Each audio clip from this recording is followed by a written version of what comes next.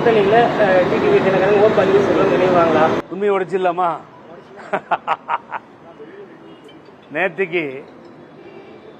நேற்றைய தினம் நீங்களாம் நினைச்சிட்டு இருக்கீங்க, எனக்கு மீடியாவும் பார்த்து ராத்திரி டிபேட்ல இருந்தேன், ஒரே சிரிப்பு சொன்னேன், அப்பயே கொஞ்சம் சொல்லிட்டேன். நேற்றைய தினம் பியூஷ் கோயல் என்கின்ற மாண்புமிகு மத்திய அமைச்சர் அவரோடு இன்னொரு அமைச்சர்லாம் சீட்டு ஷேரிங்லாம் பேச வரல. உங்களுக்கு ஒரு ஆச்சரியமா இருக்கும் இந்த நியூஸ். அவர்கள் இங்கே பேச வரவில்லை, எடப்பாடி பழனிசாமியிடம் கேட்க வரவில்லை. அவர்கள் முடிவெடுத்து வந்ததை ஒப்புக்கொள்ள சொல்லியிருக்கிறார்கள். 75 சீட்டை பாரதிய ஜனதா கட்சிக்கு கொடுக்க வேண்டும். அந்த 75 சீட்ல இப்ப இருக்க சட்டமன்ற உறுப்பினர்கள் 65+1 இருக்கு இல்லீங்களா, அதில் பல சட்டமன்ற தொகுதிகளும் அடங்கும். ஆகவே இதை ஒதுக்கி கொடுத்துரு பழனிசாமி, பேசவே கூடாது சென்டர்ல அப்படின்னு சொல்லுங்க.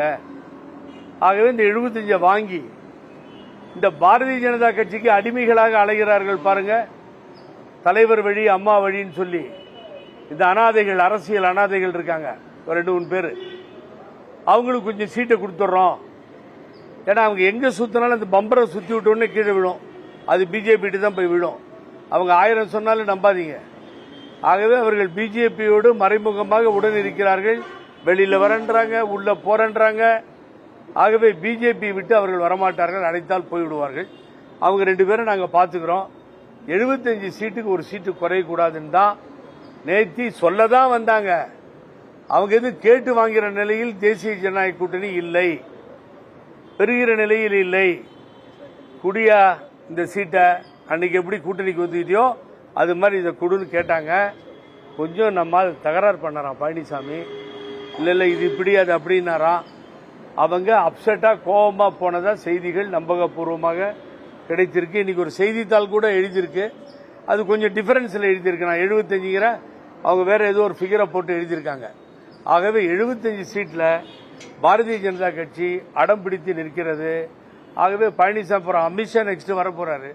होम मिनिस्टर वंदारना आओ बैठो साइन करो, साइन ले फाइल ले लो அப்படின்னு கூப்பிட்டு மிரட்டி டெல்லியிலும் இங்கேயோ உட்காந்து சைனை வாங்கிட்டு விட்டுருவாங்க. 75 சீட்டை கொடுத்து தான் அவனுக்கு பழனிசாமி, வேற வழியே கிடையாது.